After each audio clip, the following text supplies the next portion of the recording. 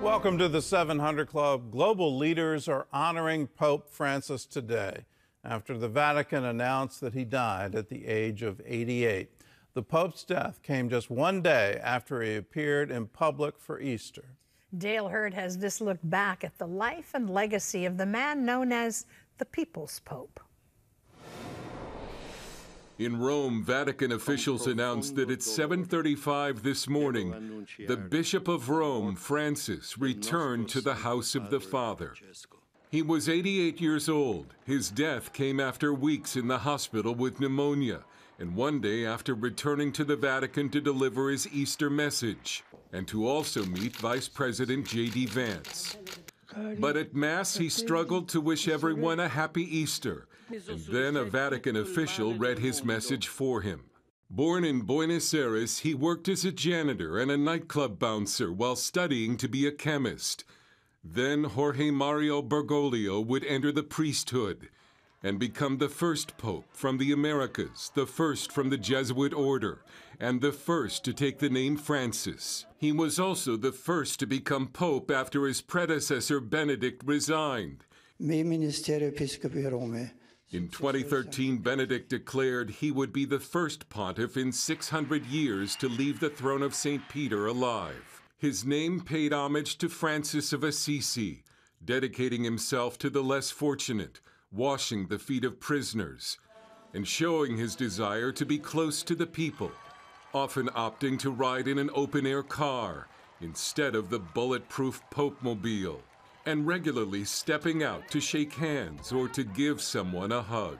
He traveled around the world and always met with people in the slums, in prisons, everyone on the margins of the society. They were his priority. He said that the Vatican and the Catholic Church should be a field hospital for wounded souls. Sono scomunicati. He was also one of the Church's more outspoken and openly political popes, often taking progressive stands and addressing issues such as immigration and the environment, and criticizing both Joe Biden for his view on abortion and Donald Trump for his deportation policy. He also once said of a reportedly gay priest, "If a person is gay and seeks God and has goodwill, who am I to judge?" Zero. And he declared zero tolerance for child sex abuse, a problem that's plagued the Church. Tributes from around the world have begun pouring in. According to his wishes, Francis will be buried in a simple wooden casket. The Pope's funeral is expected to be held in the next 4 to 6 days, after his body lies in state in St. Peter's Basilica for public viewing. And then attention will turn to who will be chosen as the next Pope and the future direction of the Catholic Church. Dale Hurd, CBN News. Well, he struggled all his life with lung problems, and many people don't know he only had one lung. He had surgery when he was very young to remove one, and here he has summons the strength after 38 days in the hospital to come and celebrate Easter, and then the very next day passing away.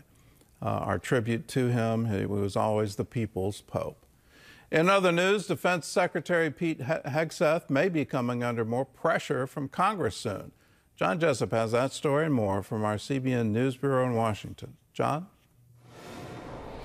Thanks, Gordon. Hegseth created a second online messaging chat, including his wife, brother, and personal attorney. The New York Times is reporting he shared details of the U.S. strike on Yemen back in March, similar to the ones that were sent in another chain with top Trump administration officials and a journalist from The Atlantic. The White House is calling the report a, quote, non-story, saying no classified information was shared. But a former military communications official from the first Trump administration writes in Politico that more damaging stories are likely coming, and Hegseth may not be defense secretary much longer. Well, the United States is putting pressure on Ukraine to deal with some Trump administration proposals to end the war by granting some concessions to Russia. It comes after Secretary of State Marco Rubio warned the U.S. may, quote, move on from trying to secure a peace deal if there is no progress in the days ahead. This war has no military solution to it.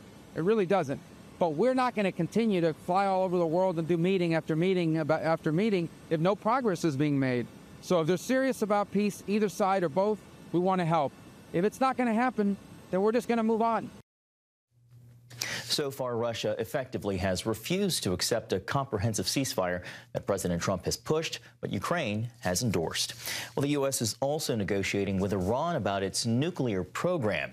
As Chris Mitchell reports from Jerusalem, many leaders in Israel are concerned the talks may fall short of eliminating Iran's pursuit of nuclear weapons. This Saturday, the two delegations held indirect talks in the Omani embassy in Rome. Iran set forth its demands. Illegal sanctions against Iran must be lifted in a firm and verifiable manner, with guarantees to ensure their implementation. Iran keeping its technical and nuclear belongings is a must in this process. It's this demand that Iran keep its nuclear infrastructure intact that alarms Israel. Israel's Strategic Affairs Minister Ron Dermer and Mossad Chief David Barnea met with lead U.S. negotiator Steve Witkoff in Rome ahead of the talks to discuss Israel's concerns. Israeli officials are worried U.S. demands won't go far enough and demand Iran destroy any ability to enrich uranium to the point where it can be used in nuclear weapons. On Friday, Israeli Prime Minister Benjamin Netanyahu declared Israel's bottom line: Iran's nuclear program has to be destroyed, either peacefully or by military strikes. I am committed to preventing Iran from having nuclear weapons. I will not give in on this. Neither will I slacken or retreat on this, not even a millimeter. In Washington, President Trump is sending two messages to Iran. One is talking tough. And if they have a nuclear weapon, you'll all be very unhappy. You'll all be very unhappy. Have you spoken with Your life will be in great danger. But he's also holding out hope for its future. I want Iran to be great and prosperous and terrific. In Jerusalem, America's new ambassador to Israel, Mike Huckabee, arrived last week. Early Friday morning, he came to the Western Wall for his first official act. What an honor it is for me to come on behalf of the President of the United States, President Donald Trump, and to present a prayer that he handwrote, gave to me last Thursday in the White House, with the instruction that my first act as the ambassador would be to take his prayer, praying for the peace of Jerusalem, with the hope that I would bring it and place it in the wall with the best wishes and the prayers of the American people for the peace of Jerusalem. He told CBN News what it means to be the first evangelical Christian ambassador to Israel. Well, it gives me an extraordinary sense of personal joy to have been named by the president as an evangelical Christian believer to take this post. I never get to the point where I don't learn something. I never get to the point where I don't experience something being in this very magnificent place. On Monday, Huckabee presented his diplomatic credentials to Israeli President Isaac Herzog and said he comes with a sense of awe, like he did when he first came to Israel more than 50 years ago. An overwhelming sense of awe that I'm in a land that God himself said, "This is mine, and these are my people."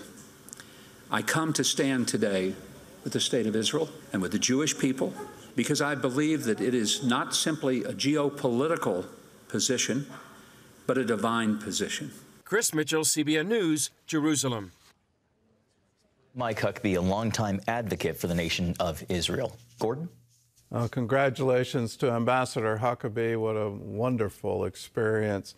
And what a wonderful representation of the unity between evangelical Christians and the nation of Israel. To have him as our ambassador is a wonderful development.